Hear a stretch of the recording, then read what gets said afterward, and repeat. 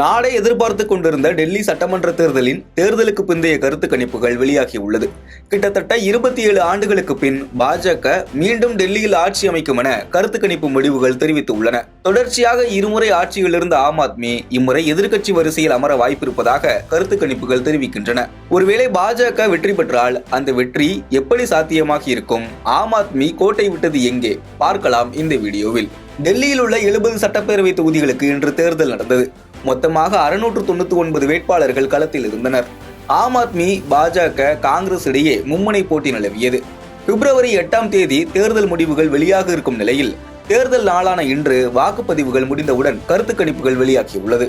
தி mattress நிறுவனம் பாஜக 35 முதல் 40 இடங்களையும், ஆம் ஆத்மி 32 முதல் 37 இடங்களையும் பெறும் என தெரிவித்துள்ளது.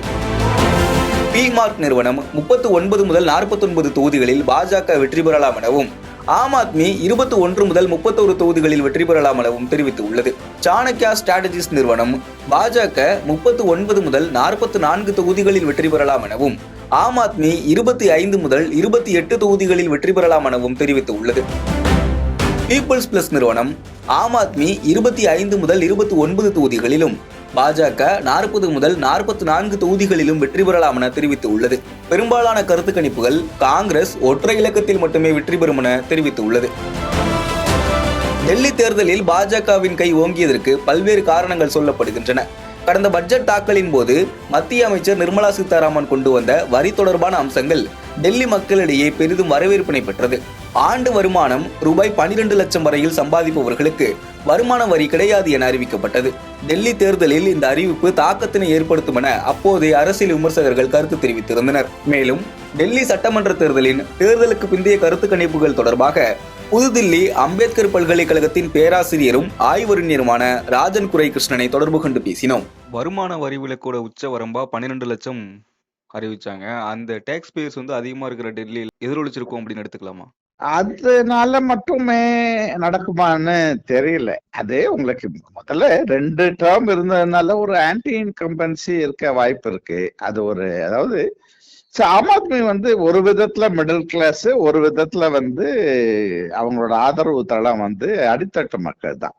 அடித்தட்டு மக்களுக்கு தான் அவங்க நிறைய விஷயம் செஞ்சாங்க. அதாவது இந்த மொஹல்லா கிளினிக்குங்கிறது, இந்த பிஜிலி கரண்ட் குறைச்சு கொடுத்தது, தண்ணி வரி நீக்கினதுன்னா நிறைய விஷயம் அவங்க அடித்தட்டு மக்களுக்கு தான் நிறைய செஞ்சாங்க. இந்த அங்கன்வாடி இதெல்லாம் ரொம்ப நல்லா, ஸ்கூல்ஸ் ரொம்ப அருமையா பண்ணாங்க. உங்களுக்கு நான் ஒரு தமிழக முதல்வர் கூட பார்த்துட்டு போனார். ஸ்டாலின் கூட டெல்லி ஸ்கூல்ஸ் எல்லாம் விசிட் பண்ணி பார்த்துட்டு போனாருன்னா, ஸ்கூல்ஸ்ல இவங்க அந்த கவர்மெண்ட் ஸ்கூல்ஸ், அந்த அங்கன்வாடின்னு சொல்ற சிறு குழந்தைகளுக்கான ஸ்கூலு, ப்ரீ ஸ்கூல் எஜுகேஷன்லாம் ரொம்ப சிறப்பா நாட்டிலேயே யாரும் செய்யாத அளவுக்கு அதை செஞ்சாங்க.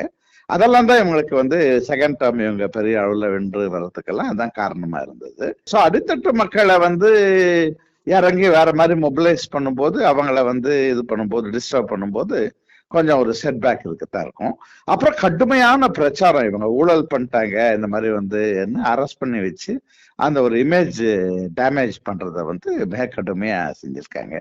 ஸோ இவங்களுக்கு இவங்க கரப்ஷன் இல்லாதவங்கிற இமேஜ்ல ஒரு பெரிய டேமேஜ் ஏற்படுத்தினாங்க. நம்ம பேப்பர் படிக்கிறவங்களுக்கு, சட்டம் தெரிஞ்சவங்களுக்கு எல்லாம் தெரியும் இந்த மாதிரி இந்த அரெஸ்ட் பண்ணி வச்சதெல்லாம் ரொம்ப தவறு. அவங்க பிஎம்எல்ங்கிற ஒரு அராஜக சட்டத்தை பயன்படுத்தி தான் பண்ணாங்க. அவங்கள சார்ஜ் ஷீட் போட்டு நிரூபிக்கல, அவங்க மேல குற்றத்தை இன்னும் நிரூபிக்கல. இது ஒரு கருப்பு சட்டத்து மூலமா தான் அரெஸ்ட் பண்ணி வச்சாங்கிறதெல்லாம் எனக்கு தெரியும். நம்ம மாதிரி பேப்பர் படிச்சு இதெல்லாம் புரிஞ்சுக்கிறவங்களுக்கு தெரியும். சாதாரண ஜனங்களுக்கு கைது செஞ்சுட்டாங்க, அவங்க ஊழல் பண்ணியிருக்காங்க, அப்ப இவங்களும் எல்லா அரசியல்வாதியுமா தான் இவங்களும் ஒரு டேமேஜ் நடக்கத்தான் நடக்கும். இமேஜ் டேமேஜ் நடக்கத்தான் நடக்கும் இல்லையா? ஸோ அப்போ அந்த ஆம் ஆத்மிக்கு இருந்த அந்த ஒரு இதை மக்களோட இருந்த பிணைப்பை இவங்க இந்த பிரச்சாரத்து மூலமா கொஞ்சம் டிஸ்டர்ப் பண்ணியிருக்காங்கன்னு தோணுது.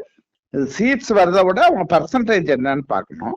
நிச்சயமா ஒரு ரிவைவல் இருக்கும் காங்கிரஸ்க்கு, அதுல ஒன்றும் எனக்கு சந்தேகம் கிடையாது. ஏன்னா அவங்க இப்ப நிறைய செஞ்சிருக்காங்க. ஷீலா தீட்சித் பீரியட்ல நிறைய காரியங்கள் செஞ்சிருக்காங்க. காங்கிரஸுக்கான ஒரு ஆதரவு தளம் இங்க இருக்கு. அது சுத்தமா மறைஞ்சு போல. அது அவங்க முதல்ல அவங்க ஆம் ஆத்மிக்கு ரொம்ப 2 எலெக்ஷன் அவங்க ரொம்ப டஃப் ஃபைட் கொடுக்கல. இந்த வாட்டி கொஞ்சம் முனைஞ்சு செஞ்சிருக்காங்கங்கும் போது காங்கிரஸுக்கு ஒரு சின்ன ரிவைவல் நிச்சயமா இருக்கும். அது என்னங்கிற வாக்கு சதவீதத்தை பார்த்துதான் சொல்ல முடியும். ஓகே. குறிப்பா போன எலெக்ஷன்ல காங்கிரஸ் ரொம்பவுமே வந்து காங்கிரஸ் ஓட்டு பூரா ஆம் ஆத்மிக்கு போன மாதிரி தான் தெரிஞ்சது ரிசல்ட்ஸை பார்க்கும்போது. இந்த வாட்டி ஒரு ரெக்கவரி இருக்கும்.